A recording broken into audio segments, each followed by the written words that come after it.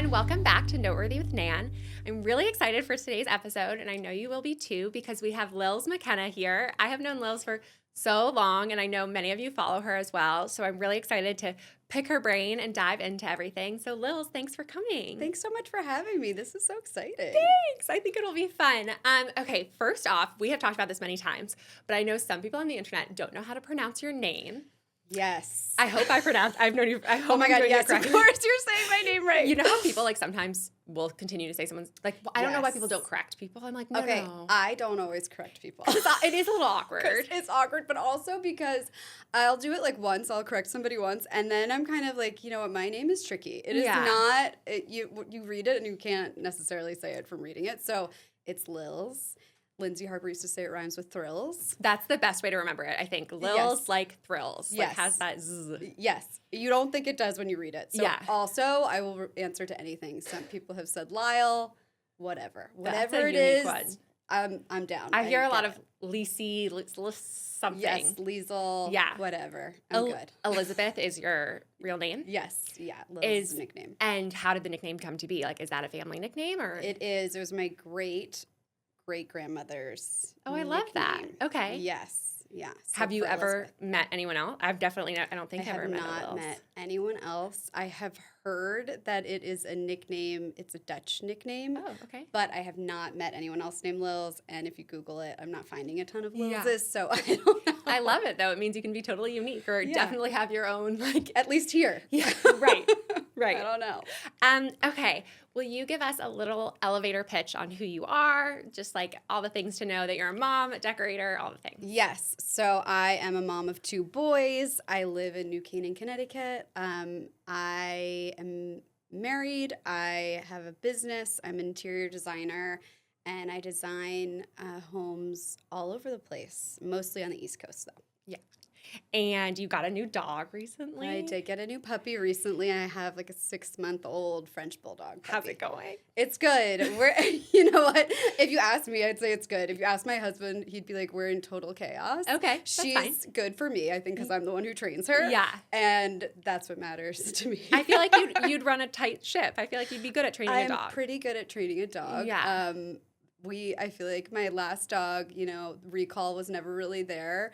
I don't have that with mine. But we kind of now are like, maybe he was deaf for part of the time.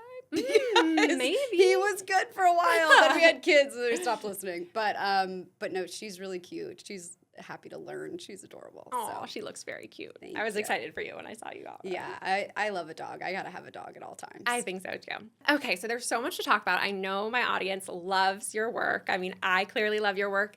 If you all don't know, Lilse has worked with my family for a really long time. She's decorated my parents a place in Massachusetts, their amazing house in Maine. She's helped me with a few apartments, including my last apartment.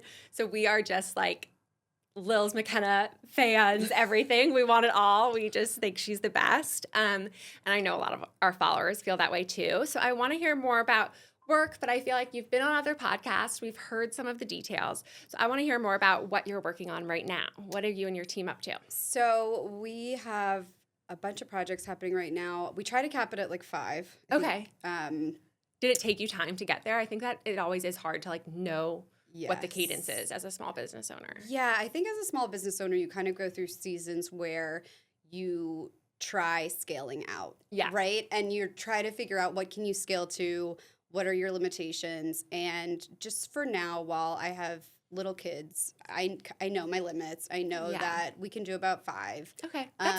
Which is a good number. And you do full homes. Like you're doing the whole thing. So that's a lot. Yeah. So and I have a good team. I have an awesome team. So it's not just me doing 5 with all the orders. I definitely wouldn't be able to do that.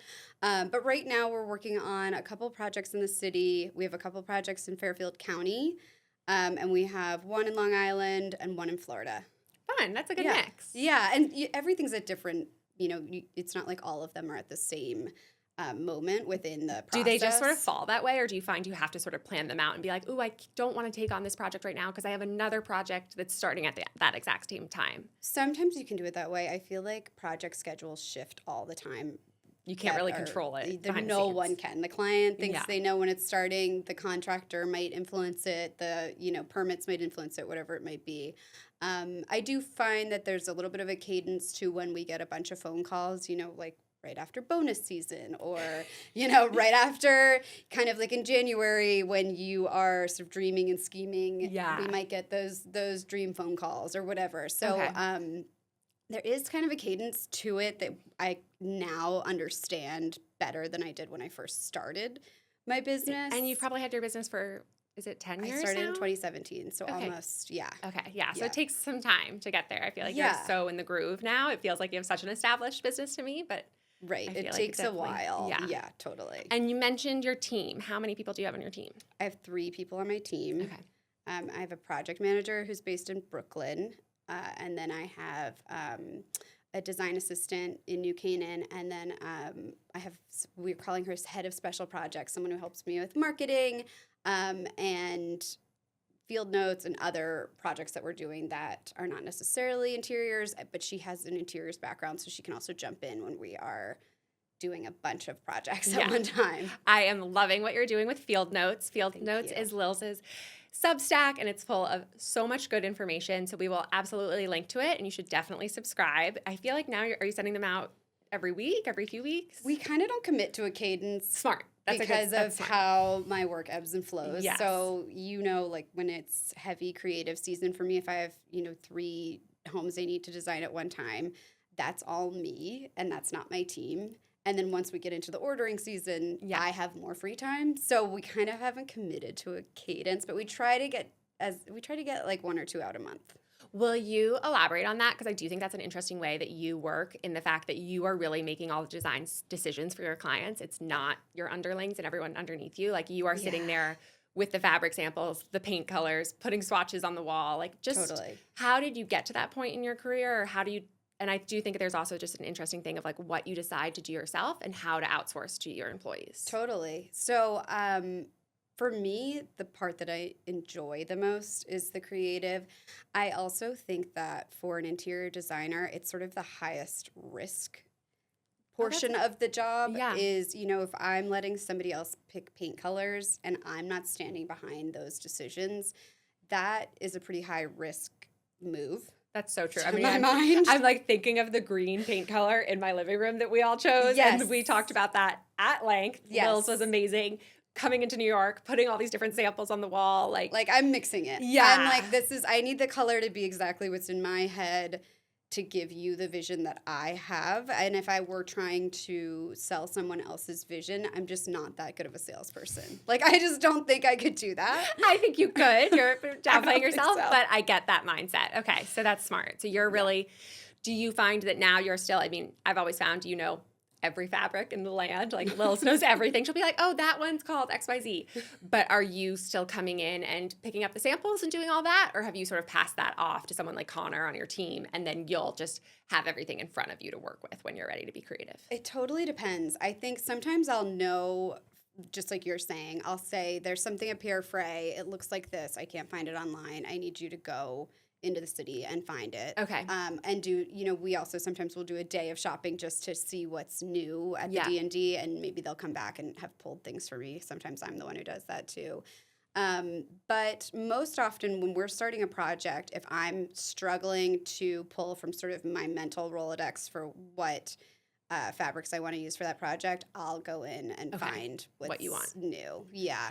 And would you say, like, if you have one of these new projects and you're sort of starting from scratch of how you want to design it and what you want to do, is each room different of where you start? Or do you sort of always start with a paint color or a rug? Like, how does it, I sort of feel like knowing you, it could be anything. Yeah. But how does it all come to be? So I would say that I always start with the plans. Okay. The furniture plans, where the pieces are in the room. Or the architectural plans. Okay. So, if we're starting from, I actually just did 2 field notes about Maine because we were starting from scratch sort of architecturally as well. And I think I do a lot of architectural work, and part of what I wanted to do with field notes is sort of tell our brand story in that way. And because I think that's unique for you all too. Like other design firms might not get, Lil's is literally like picking out the thickness of the door frame Yes. detail. Like you're getting so ingrained into it. Yes. Which I think is something very unique about hiring you that you might not get at another firm. Right. Or you might not need. Right. Totally. Right. Yes. So for me, when we're starting, I'm always starting with the plans, and I'm always sort of trying to figure out how can I make this the best version of itself for the client. So once we're into the design phase, I am starting with the plans. I'm doing the furniture plans and figuring out the best furniture layout for movement in the room. If you're hosting in the room, what are the functions of it? How can we make it the best version of itself? And then often where I'm starting once we know the layout is sort of about the light in the space and what the space needs from that perspective. So if we're starting with a really dark space and we need to do really bright walls to make sure that it doesn't feel too dark in there, that's going to dictate a lot of the other materials in the room because it's not an answer. Yeah, that's what I figured knowing you. Color. I think the best thing that you have sort of taught us is that everything is case by case. Like you really can't, like you are so not like a box cutter designer where each room is different, each home is different. I love that you really take your time doing that. Thank you. And it can't be replicated. Like there's such a Lilse McKenna touch, which I love. You sort of already mentioned that you love the creative time of your business. But what if you just sort of had to sit back and think, this is the thing I love the most about what you do? What do you think it would be? Okay, so my favorite part is actually getting to know the clients, the house, and the goals, sort of like the dream life within the house for the clients. And within the office, we call it the algorithm. So I have to understand all of that to even start on the plans. So that's sort of like the pre-creative portion for me. And then it kind of bleeds into the creative part, I'd say, because it informs all of that. But that for me is the most interesting part. I love research. So I feel like I kind of nerd out on like how can we make this the best version of itself? Like what am I studying in history? What am I studying about this family? What do I understand about sort of their taste and where they're coming from? If they have taste, but it's sort of disparate, like maybe they love, something from this time period and something from this time period, and they're collecting these things, but they don't really make sense yet. How can I pull those together? And what is that sort of piece of the puzzle? Yeah. Portion of the algorithm I that love brings that. all of that together and makes it like the best How version of do you itself.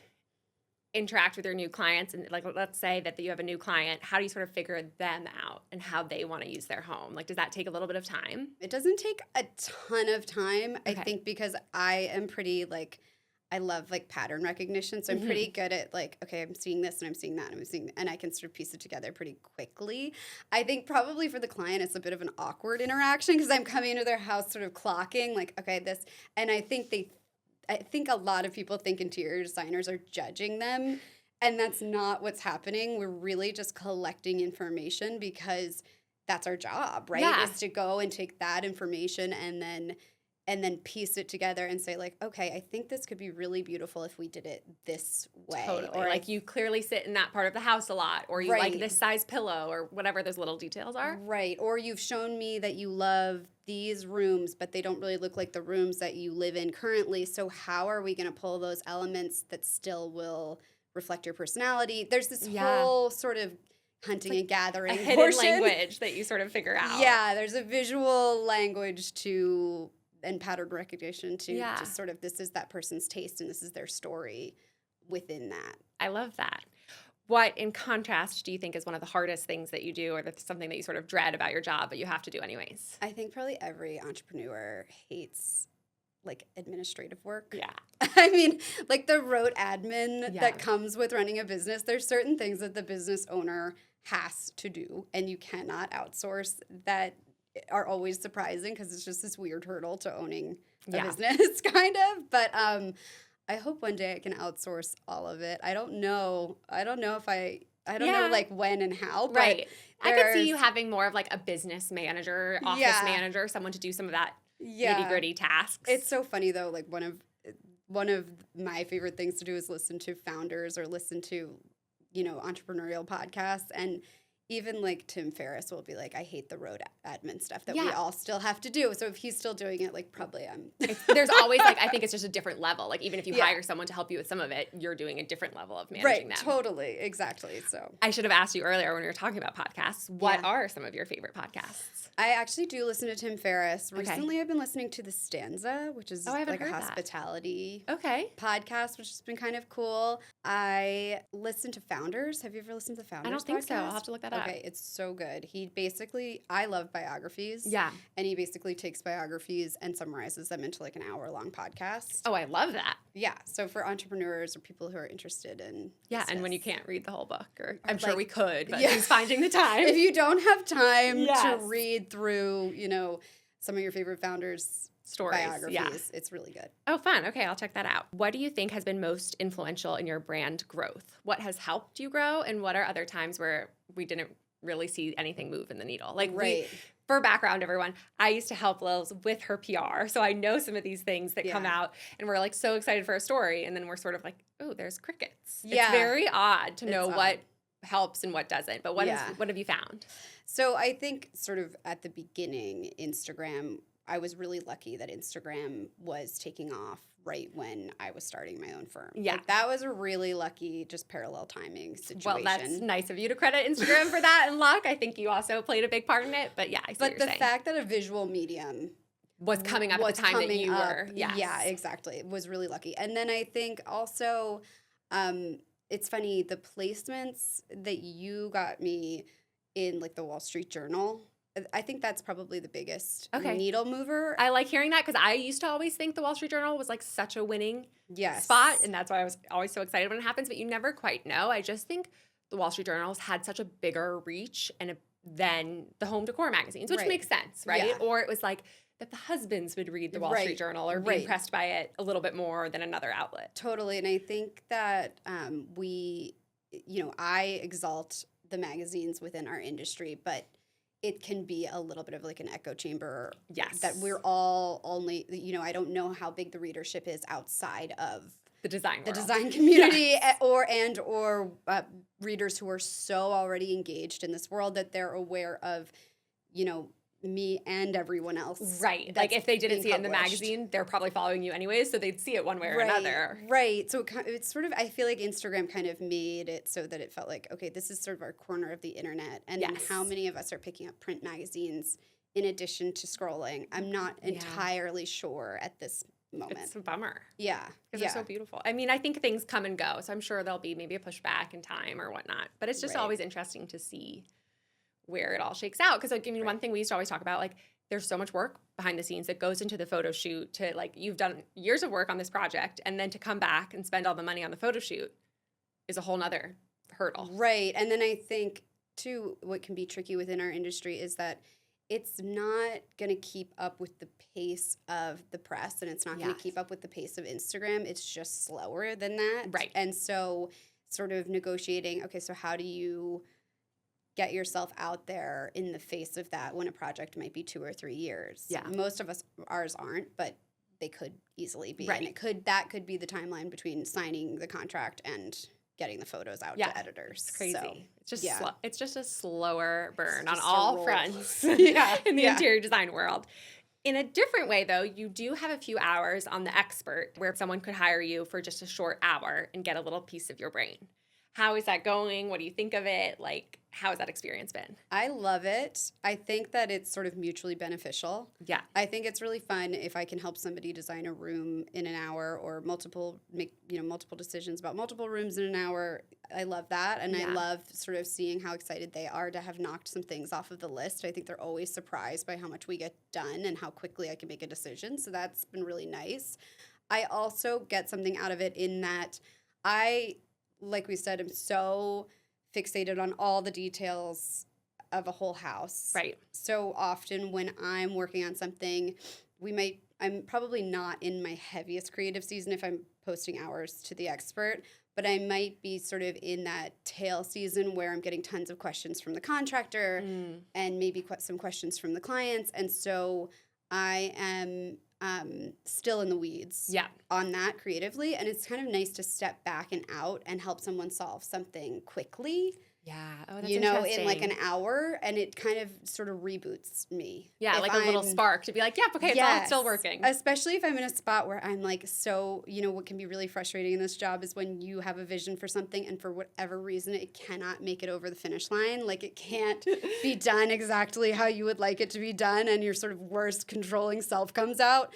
It's nice to then take a beat and look at somebody's nursery and pick it all out for them and just say like, okay, we can solve things. Right. Things We work. can step out of the box. Yeah. We are going to be okay if the trim cannot be perfectly cut for that situation, whatever it is. Has that been an interesting part of just your job in general too? Like managing your own expectations of how like you envision something and then how it actually comes to be? I think that can definitely be, I think I've gotten better about it over time, but I think that can definitely be a surprise, I was really lucky. I got to work for other designers before I started my own firm. So when you're working for somebody and watching them get frustrated about that same situation, you kind of are like, what is the big deal? Like you can't like process why. It's totally different when you're the business owner. Totally different when you're the business owner, your name's on the door, and you know that this was going to be, a good shot.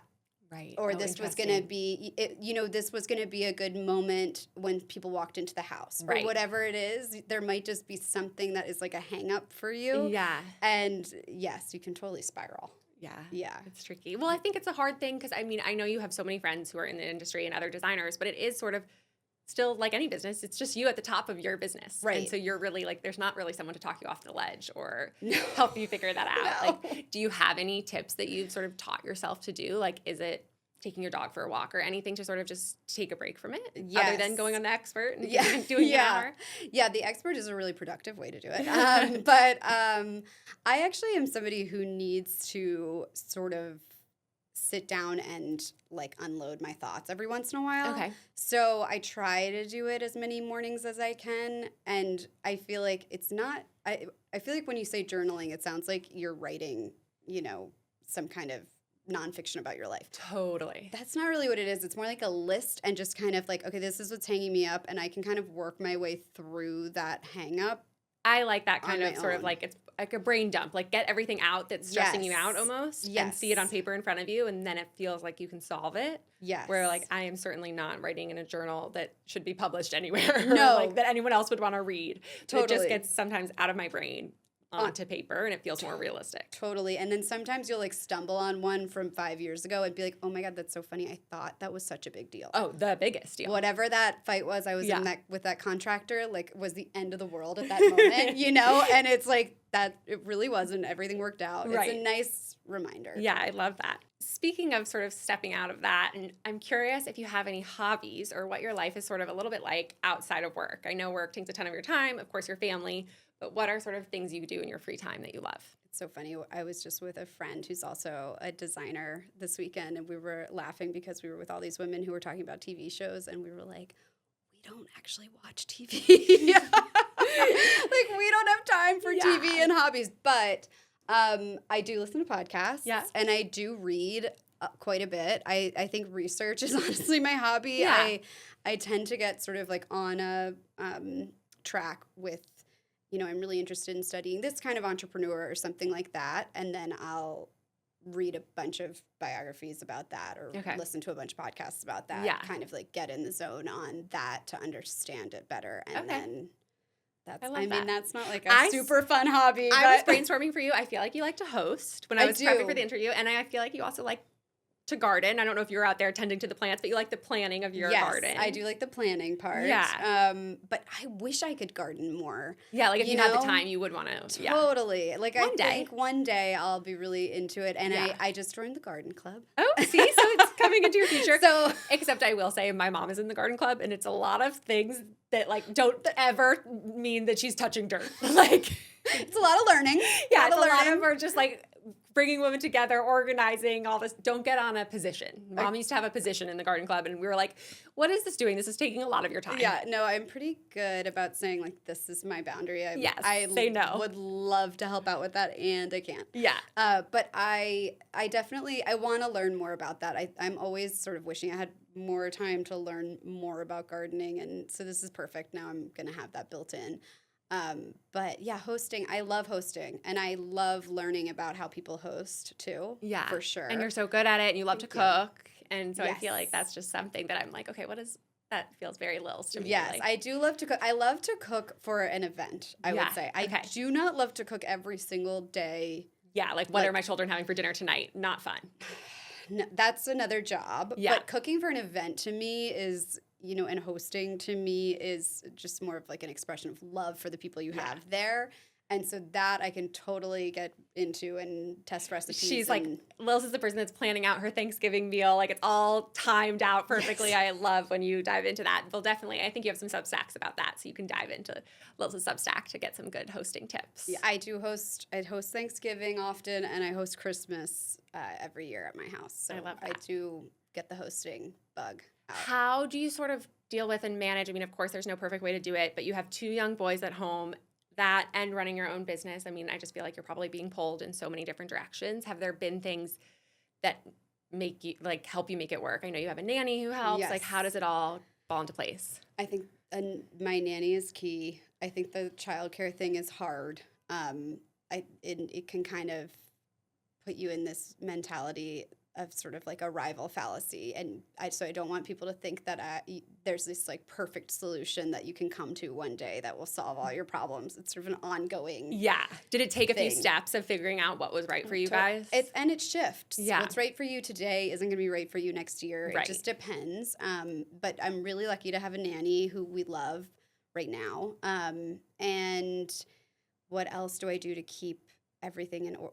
We have a pretty structured schedule. Yeah. So, Okay. I get up early. Lil's runs a good tight ship. I do. Which I love because I would love to be that type of person. I'm not sure if I am, but I admire that I think you are. I think you are. We both like our routines. Like, we like to Yes. know what's happening. Yes, and and we have a lot of rules. I Yeah. think that there's I think that there's so many different ways to approach parenting. And at my house, what works for me and for 2 boys who are pretty close in age is a lot of structure and I a lot love of that. rules. In that vein, will you sort of walk us through an average day in your life? Like, let's say an average random Tuesday of what it's like in the morning at your house and then going to work, or how it all shakes out. Yeah, I get up between 5:30 and 6. Oh, I thought you might say that. Nobody Okay. wants to hear that. It's like the worst. To an alarm or naturally? Naturally. Oh my God, Lil. Of course you do. I love that. But also my kids are early risers. Okay. So sometimes to the alarm that is my children. So the whole house is sort of waking up early. Yeah, Okay. one of my sons especially is up early. So he's a lot like me. So we just pop up. And so I am up pretty early, and I take the dog out and for a walk if I have time. And then I start making breakfast. And we have like our kids have to have protein. Like we're pretty like I like it. Walk us strict. through. Yeah. We want the details. We like hearing I'm making eggs. I'm Okay. making sausage. I'm cutting up fruit. I mean, it's a big production breakfast at our house. And then, we've got one kid who has to get on the bus. Everybody has to get dressed. Oh my God, he's and so grown up. He's I going on the know, bus. I know. He's going into 2nd grade. Just crazy. No, Lil's. I know. Isn't Sorry, that I crazy? remember when Lil's was pregnant with her first son. Like, this is know. crazy. I know. So yeah, and then one of our kids goes to preschool. So sometimes that's me, sometimes it's our nanny, sometimes it's my husband, and also some mornings my husband is taking over this entire thing too. Amazing. So we really have to trade back and forth because some days he's in the city, some days I'm in the city. I wasn't some sure. days- He doesn't come in every day, does he? No, he So just, that's like- nice that you guys have a bit of a Yeah, both on the home front a little yes, it means though we have to be really flexible. So bit. Okay. it's kind of like in terms of Less predictable for you. less predictable for me. Exactly Okay. right. In terms Lil's of can't plan it as perfectly. No, and in terms of trying to say like, okay, and then on this day and that day and that day I'm going to work out. It's like every week has to be different. Okay. Everybody's got to be kind of down for the shuffle around. Okay. So and Tuesdays my nanny starts a little later. Okay. And then I go into the office from dropping Dager off at preschool. And then we have a weekly review on Tuesdays. So Okay. that's my whole team meets, and they come to me with, they have to be prepared with questions Love. for me, and sort of how, we do slide decks for our clients. Yeah. They come to me with slide decks for me Okay. to make some decisions. And then I like that that's on Tuesdays because like That's I on feel like some Tuesdays. people put that on Monday, and it's sort of nice to have Monday, I would assume, as your Yes. employees to then prep for that Tuesday. That's why I do it on Tuesdays. Okay, smart. Yep. And then also I find that if somebody's going to take a day off for like a longer weekend or whatever, often that falls on a Monday. So Tuesdays is when we do that. Like, it doesn't have to get rescheduled the same way. Exactly. Okay. And then I come to them with all of my questions that I've been saving up for the weekly review. So that day, we kind of have like a 3-hour meeting Wow. on that day and Okay. then come away with our work for the rest of the week. Oh, I like basically. that. Okay, that's a good structure. Yeah, so that's Tuesdays for Okay. me. Maybe I get to do a little creative work Yeah. that day, but most of it is sort of admin for the project Okay. and maybe like client communication.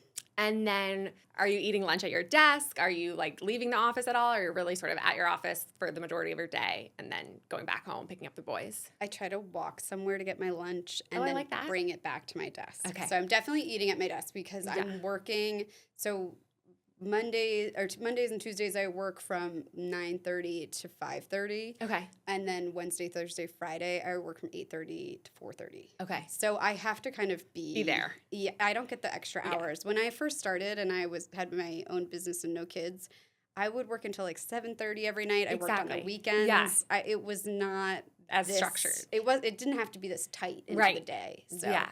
But even also, then- like, aren't we all kind of eating lunch at our desk? Like, Yeah. I mean, I'd love to eat lunch with friends and do something totally different, but if I'm eating lunch alone, I'm going to be working at the same time. Right, right. Or maybe like watching a TikTok and wasting my time, but usually Right. it's with the idea of getting work done. Sometimes I come into the other part of the office and sit with my team and Yeah. eat lunch in there. But Just to that's- change it up. That's Yeah, nice. that's like the extent of it. I'm not lunching with ladies. When you do sort of turn yourself off or leave the office, do you feel like with having kids, you have to be done for the day, or do you sometimes need to log back on after your boys go to sleep? I got to be done. Okay, I like that. Yeah. Good boundaries. Yeah, I got to be done because Connor, my husband, can't be done. Oh, okay. He's always Because he always has clients in okay. different time and he's zones. running his own business too. So Yes. he's Yeah, okay. and he always has clients in different time zones, and a lot of them are in California, a lot of them are in like other parts of the world. So he can't. So I have to be. Oh, that's interesting. Okay, so completely- you had to set that boundary because he's not as flexible. Yes. Okay. Yeah. So you pick up your boys, or the nanny picks up your boys, and then you're usually making dinner, I'm guessing. And She actually makes dinner. oh my god, amazing!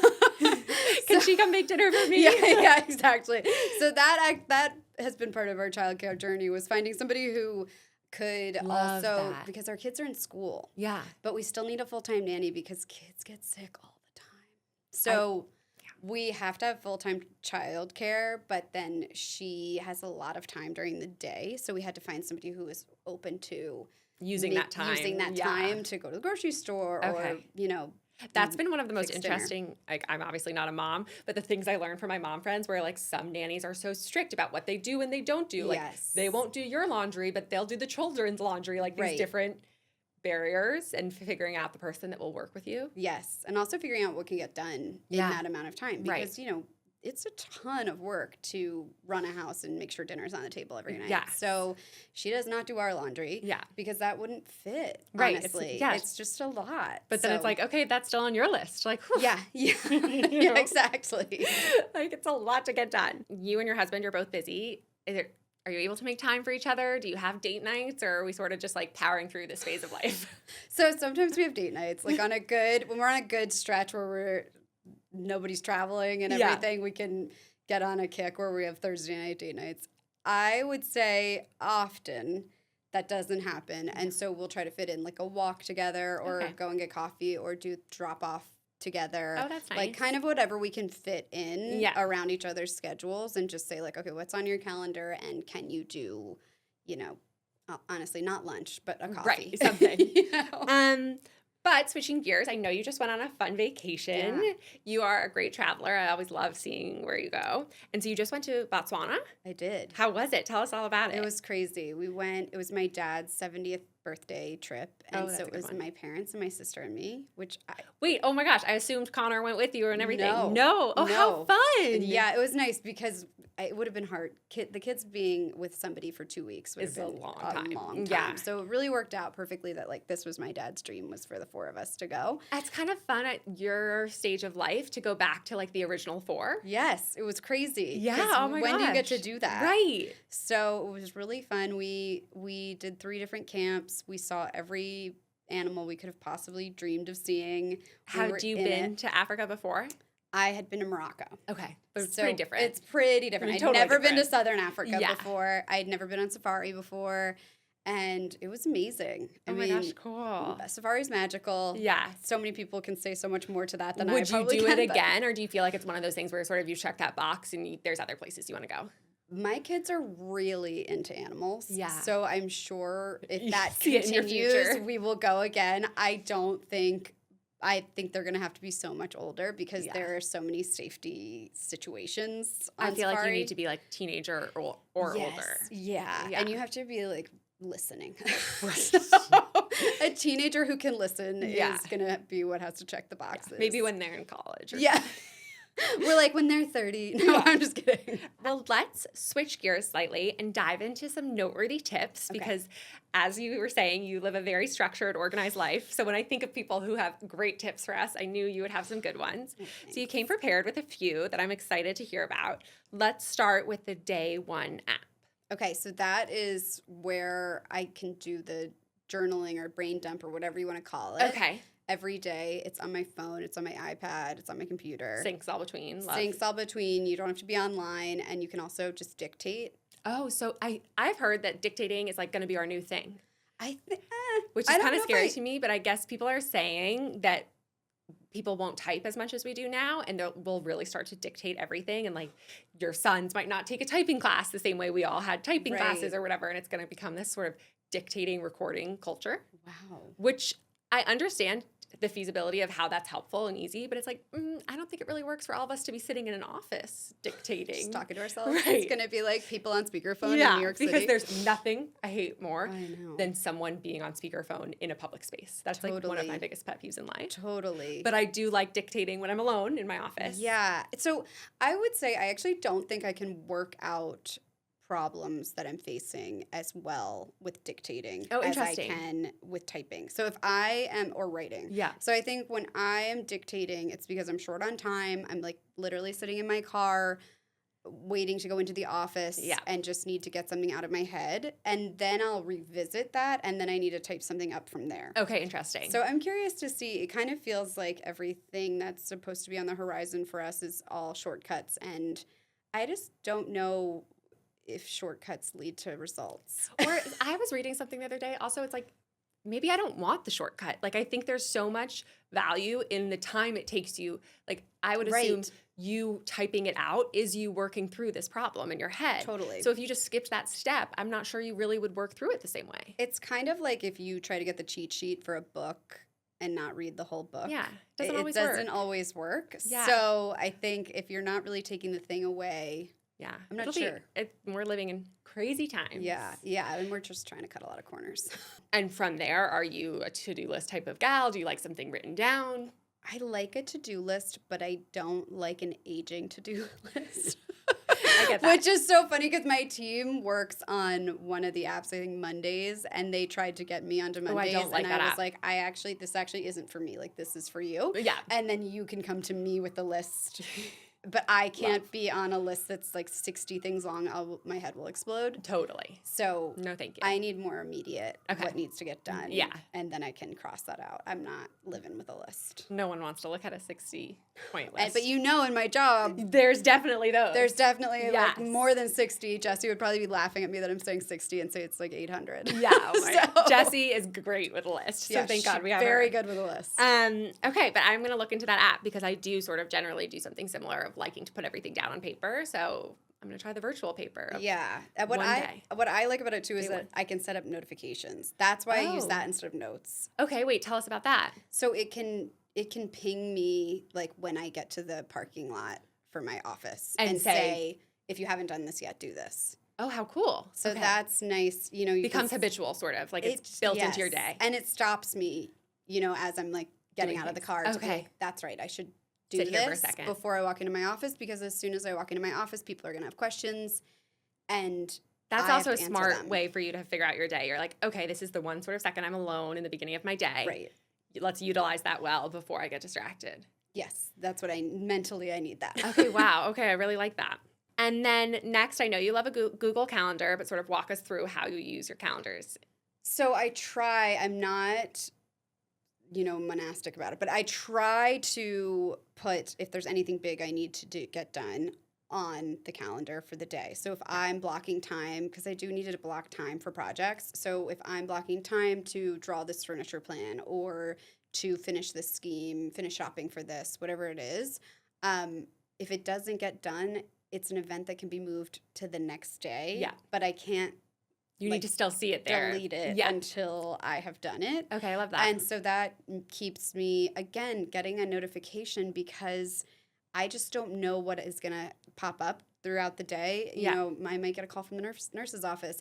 One of my clients might email somebody on my team with something that I need to be part of that conversation. And so it can take away that time pretty quickly. Right, the day could disappear before you got to any of those to-do And list it could things. all be reactive instead of proactive. And I need proactive time. I think that is like one of the biggest challenges for a lot of people. Like, what's reactive, what's proactive, and how to make sure you do the proactive things to keep moving forward. Right. Because you could have a job that was all reactive, but then Right. you'd never have the design scheme. Right, totally. And I just don't think I would function I know so many people who are in fully reactive jobs, and I am not somebody who functions well in that. I actually need the proactive time and the Yes. time for it to be sort of like my thought process and not just my reaction Right. to No, I the thing all the time. I get that. And then you mentioned that you use Skylight, which actually Sarah Letterman, when she came on, Oh she my gosh, uses it funny. too. So I think it's definitely the young moms app, like the people who have kids who are doing all the things. Yes. Okay, so Skylight is like a screen, right, that sits on your kitchen counter. I mean, it kind of seems like it's a small TV or a small something. It looks like that. Tablet. Yes. I don't quite know why we're buying the Skylight version versus something else, but that's all right. I'm here Who for knows? it. But also, we all got targeted with the same Instagram ad. Well, it definitely works because my mom bought one. After Sarah's episode, she went and bought one for Maine so that we all have it. Perfect. Yeah.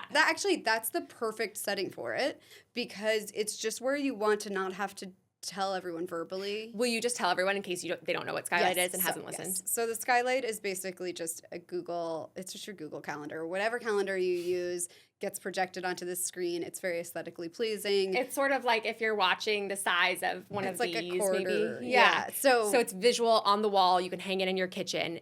Yeah. And that means the second grader can go up and look at it. Yes, and see what's happening today. They can see they have tennis or chess or whatever. And then also for me, it's really helpful because our nanny can also see what everyone's doing. Yeah. So my kids have an email address, and that is the calendar that's up on it. And so then we all can see it. Like my husband and I can view that calendar on our calendars while we're at work.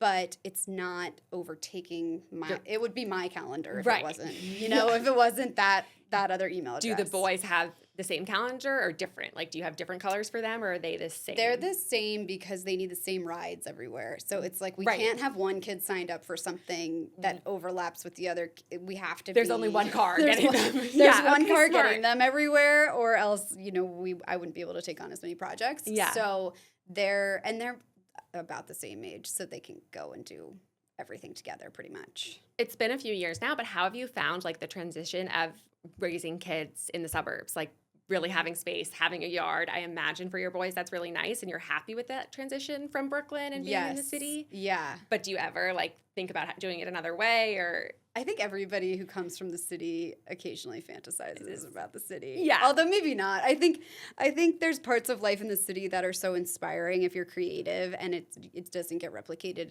in the suburbs. But we make time to come in, and I get to come in a lot for work. So, but I think as far as raising kids, the suburbs has been huge for us. Our kids love New Canaan. They love their schools. We've been so lucky with the schools that they go to, and my kids are running around all the time and need to. right. They Like I need an feel like for activity. active boys, it would be hard to have. Obviously people do it in New York City, whatever, they Right. figure it out. But having yard and space and soccer practice or whatever. Right, and like a car. Yeah. So yeah, it's been great. We love it there. Yeah. Oh, good.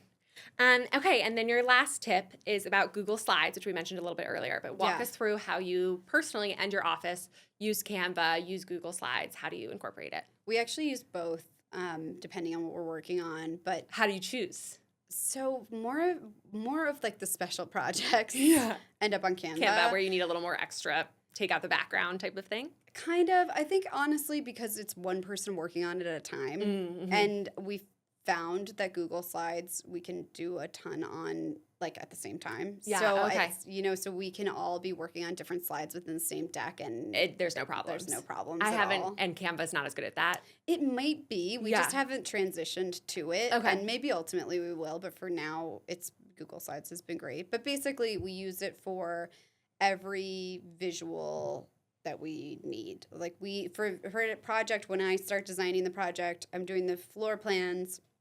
And then as I'm doing those floor plans, I'm pulling inspiration images and actual items that I think I want to use into these slides. I love it. I mean, when I was Lilse's client, we would have, I feel like for each of our check-in calls, we'd be pulling up the Google Slides, and it would be the slide of the living room plan. So we'd see the green that would be on the wall. We'd see the sofa, the fabric that's going to go on the sofa. It's really like a nice visual of what you're creating. Right. And we referred to it constantly throughout the design project. And you guys, I'm sure, internally refer to it so much more. We have so many different decks because we have a sort of ongoing decision decks too, where I need to answer a question that maybe Jessie has about, how are we constructing this thing or and I need the context of the room. Yeah. So it's super helpful to have all of that visual information in one place. And so, but I use it for a lot of other stuff too. That's what I was very intrigued by. I loved hearing that you said you used it for design, for planning a trip, and then also for outfits. So walk us through that. It just depends. Sometimes I don't need. I'm not like every outfit I'm wearing has a Google slide, but sometimes we'll have a really heavy event season, especially for work. Totally. Where you're going to lunches and you might be with the same people you just had lunch with yesterday. And so you can't. Right. It's like I only have so many blazers or so many skirts. And, I don't have a stylist. I need to be on top of it. And I also need to be not wearing that thing 3 days before I need to wear it. Also, like when you might be getting photographed in it or whatever. Right. But also, like, you need to know it's not going to be at the dry cleaner. Yeah, exactly. There's a lot of moving pieces. There's moving parts to these outfits. Yeah. So it's hard to be a girl. It's so hard. But yeah, so sometimes I will put those, I'll like figure out where's the event, put a picture of that place. Love. And that way I can say, okay, that makes sense for that place, even if I haven't necessarily eaten there before, if I haven't been there before. And then for trips, it's really helpful. It's almost like a sales tool for my kids, honestly. Like we can put pictures of things into the slides, and then as I'm planning, I'll just pull like, okay, here's the hotel, here's what the lobby looks like, here's what, whatever the amenities are that are going to be intriguing to the kids. And then when we're explaining, okay, here's what we're going to do, they have a visual I love to get that. excited I think about. It's such a fun way to like get them excited for the trip. I think that's really smart. Yeah. Okay, so I think I could use Google Slides more. I'm going to sort of see where I could use that in my life. I like that. I feel like you totally could. Because I use Canva a lot for, making a Substack graphic and those types of things. But Google Slides, I don't. It's just easy to drop stuff in. Yeah. It's like a little loosey-goosey compared to Canva. I feel like it's less creative work in terms of just put something on the page. Yeah. I'm sort of surprised, Lils, knowing you, that you didn't include the email provider that you use with your Gmail. There's something that you guys all use. Oh, I didn't even think of that. Maybe it's so ingrained. No, it's so ingrained. We use Superhuman. Okay, will you tell us about that? Because I've always been tempted when I get your emails. I'm like, oh, should I download this? Oh, funny. I don't even realize that it comes through to you that I use it. Sometimes it's like an ad. It's a little bit of a thing. It's just at the bottom underneath your signature. It might say like something. So, but not all of them. So I don't know. How funny. Well, now I know. You get an ad. I'll take a screenshot if I see it again and send it to you. So it basically just allows you to have keyboard shortcuts within your Gmail. So for deleting en masse or for just marking something as unread, it just makes it a lot faster to go through Gmail. Yeah. So that's why Jessie and I have it, because honestly, the email correspondence around a project is sort of its own thing to manage when you are especially in a construction season. It's constant. As Yes, you know, yeah. it's a full-time job. I like blows my mind because I'm just thinking back to our project that we did together, and there were so many that I was on, and to think that you have that times 5 and then more than I would ever see as the client. So it's important that it's really organized, Yeah. and it's important that if something, we never want anything to go unanswered. So we do a lot of mark as unread and revisit, and so we have to be able to You strike me as someone who have a very organized inbox. I try. Like, I try. do you try to get down to just having 0 or 3, or is it okay? Yeah, but it doesn't always happen that way because of all of those, there's always loose ends. Or I sort of do use my inbox as a to-do list too. I'm like, I'm not moving it out of the inbox until it's been dealt with. Right. So it has to sit there for a little while until I make the time. So you got to mark it as unread and go back to it. So that's sort of part of what we do with the weekly reviews. Okay, is interesting. Like revisit Power that through and those see things. where we are with the inbox. Okay. Yeah. I have a few quick fire questions for you as we sort of wrap up. Okay. So this will be, I feel like so many people listening will be like, Nan, ask Lil's her favorite paint color, all these things. And I was brainstorming that, so I want to be clear on that. But what I've learned from Lil's is so much, and hopefully you've picked up from this episode, is specific to the room, the home, the client. So as knowing Lil's over like 5 years, I'm like, she could never tell us her favorite. I mean, correct me if I'm wrong, but I feel like you could never really say like, this is the one white paint color. No. It's so different in every space. So to everyone listening, just know that I have you in my mind, that there's so much we want to learn from Lil's. She's so good that it's so specific to each person in each space. I actually wrote a whole field notes about white paint colors. Yeah, okay, we'll link to that. Get this question so frequently, and honestly, it really is dependent on surfaces and light in the room. Okay, that's what I figured. It's hard to answer. I do have a few favorites. Okay. We do have some sort of, here's what the tile is in that bathroom. Pull our three normal cool whites. Got it.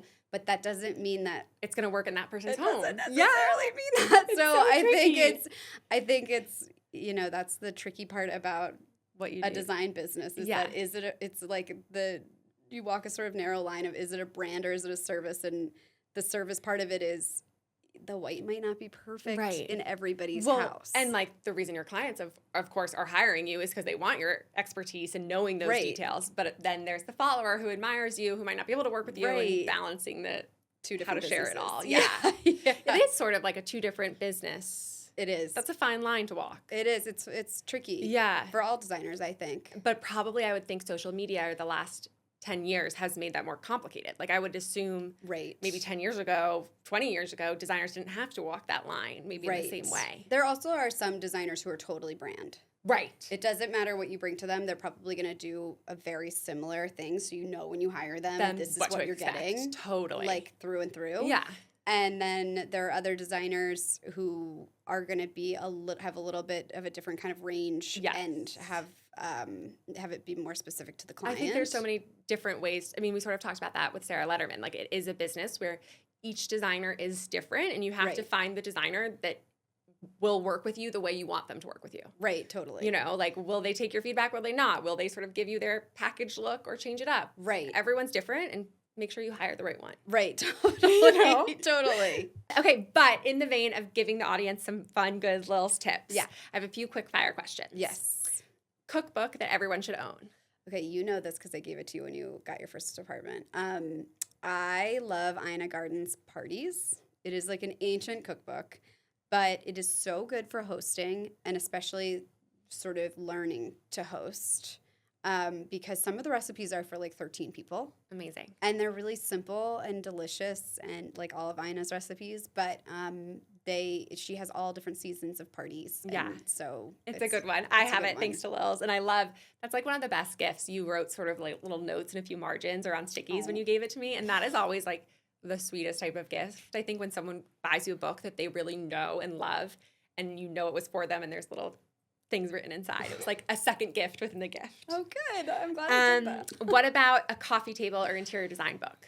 Okay, so I am definitely biased, but I think Markham Roberts' first book, who I worked for Markham Roberts, his first book is, if you are wanting to learn about design and about the process and sort of how somebody at his level approaches it, it's really good. It's beautifully written. Okay. I definitely have that book, but I'm not sure I've read it. You know how there's sort of like the layer of you have the design book and it looks beautiful and you like the photos, but there's actually text to be read. Totally. And not all of them are informative. Yeah. Not every interior design photo book. I feel like Alexa Hampton, some of her books are very directive. Like there's one of her books has all these different types of curtains and details like that. Right. Which So is really helpful as a user. Educational. Yeah. Totally. And they're dense too. I mean, those are big books. But Markham's is First really, book. really good. Okay, I love that. Now, one thing I love about you is you are good at the high-low, and you love IKEA like the rest of us. I do. Is there anything you're loving from IKEA these days? Okay, so consistently, the Low Halls jute rug, Is that what I have probably. in my dining room? Like just a Yes. good brown? No, yours is a different okay. brand actually. Okay. But it's just sort of, if it gets destroyed, It's okay. you can just order a new one. Yeah. They're not, it's so inexpensive and it comes in good sizes. So if Love. it fits your house or apartment, it's like a great steal. I love anytime you post about IKEA because I'm like, oh, we could have it too. Like, what is she buying? I think those are pretty popular posts. Yeah. People get excited about the IKEA trip. To that vein, is there another like go-to catalog item that you swear by? So we have a couple times have used a coffee table from Serena and Lily. I can't remember the name of it, but it's rattan. Oh, that like Julia had, my parents had. Yes. That's a great one. It has we will a little, link to it. I know it. It has a little lip. Yeah. So it can be an ottoman. I loved when you did that for Julia. Like you Yeah. put the little cushion on top, and then it's like a totally different piece of furniture. Yeah. Yeah. Okay, great. I have one of those Serena and Lily. Like that's a good line, that sort of wicker Very. look or woven, because I think I have their bar height. Yes, you have the table. bar cart. Yeah, Yes. that goes with it. What is one area of decorating to splurge and one to save on? So I love really beautifully printed fabrics. Me too. Splurge on beautifully printed fabrics. If a textile speaks to you, it's like a piece of art, buy it. And I love really inexpensive solid linens. Okay, great. Where would like the average person, maybe if they're not using a decorator, get a solid linen? So there are garment district sources for solid linens. One of them is Gray Lines linen. Okay. What is a fabric or pattern that you used in your own home that you love? I did a pair of club chairs for my living room in fabric from Quadrille called Tom's Paisley. It's like a multicolor overscale paisley. Okay. It took a year to get it. So like order at your own risk. Okay. But I love it. Worth the wait? And it was totally worth the wait. Okay. And they're beautiful chairs. So I think that was worth it. What is a fabric or pattern that you want to use soon in a new project? Oh, that's a tough one. Yeah. I always love Muriel Brandolini's. She's always coming out with new fabrics and discontinuing old fabrics. So you got to jump on it when you see one you love. Okay. And then also Eliza Sister Parish just came out with some woven stripes that I'm excited to use. Oh, those do look cute. Those Yeah. are really cute. Yeah. We didn't even talk about fashion, I'm realizing. And I feel like you and I always sort of like love the same Yeah, we Chanel do. flat or all those things. Okay, so that's not even on my list of questions, but just while we're here, Yeah. like have you bought anything fun lately or anything that you're eyeing? So I bought a bunch of stuff for Safari, which was like a totally different buying journey Yeah. than my normal. That's not really our go-to look. That's not our go-to look. Will you but wear any of it again? I actually will wear some Okay. of it again. Because I bought stuff that I wanted to have. But I think often that's how I shop is if I have a trip coming up, Yeah. I'll buy stuff for that trip and then I'll end up wearing that all year because I don't really get like the shoppies all that often. I know you don't shop as much as I do at all, which I'm inspired by. You're busy sort of doing a different version of shopping, I guess, every day. Totally. So that maybe fills that cup for you. Totally. It's just the same creative impulse Yes. in a different way. Is there anything on your like fashion wish list right now that you're lusting after? I totally need a new bag and can't. I just haven't fallen in love with anything. Yeah. I have to actually like fall in love with things Totally. to buy them. Bags are hard and you have to like there's so many, but they're never quite right, I feel like. So actually I've ended up I have this little Linquist bag, I think is the name of Okay. it. Is Is that what you were using today? Yeah, and Yeah, I it's bought it cute. for Safari and I bought it to have my passport and my phone With you? and my cash like on my body. Okay. basically. Yeah. Important. And then I've continued to use it since Okay. I got home because I don't have another summer bag Yeah. right now, and I've just been We'll have to find you one. yeah, I know. So anyway, that's Okay. I don't have anything super exciting. I actually do feel like there's like a bit of a lull. Like you know me, I'm always shopping. I always have things on my wish list, and I really don't have that much that I'm like totally lusting after right now. Right. I'm sort of in like a vintage jewelry season. Ooh, love. So I just bought at Kentshire. I just bought this was in the spring, maybe the winter, can't remember. But they had a Cartier astrological chart pendant. That sounds stunning. That I had never seen before. I was searching online for a totally different Cartier knockwood pendant, which is much more common. Okay. But this was blank, like the chart hadn't been how engraved. Cool. So I bought that and had my chart engraved on it. And I love that. You might have to send us a photo so we can see, because that sounds so cool. I just feel like so many of us are like seeing the same stuff, wearing the same stuff. I'm definitely a little more into vintage lately than I've ever been. Me too. Because I'm just like, I don't want to look like everybody else. I feel like we're so saturated with images. Exactly. It's too much. It's too much. So then you're kind of, so now I'm sort of on a different And it's like, no, you want to have a necklace that no one else has. Right. Yeah. So that's what I'm most excited about. Like that of my purchases in the last year is probably what I'm most excited about. Okay, and then as a final question, I'm so sad we're at the end. I know, me too. We could just hang out all day. Exactly. Do you have a life motto or sort of go-to piece of advice for the audience, or something that you refer back to a lot? I think right now what I keep kind of going back to is following your energy wherever that is going.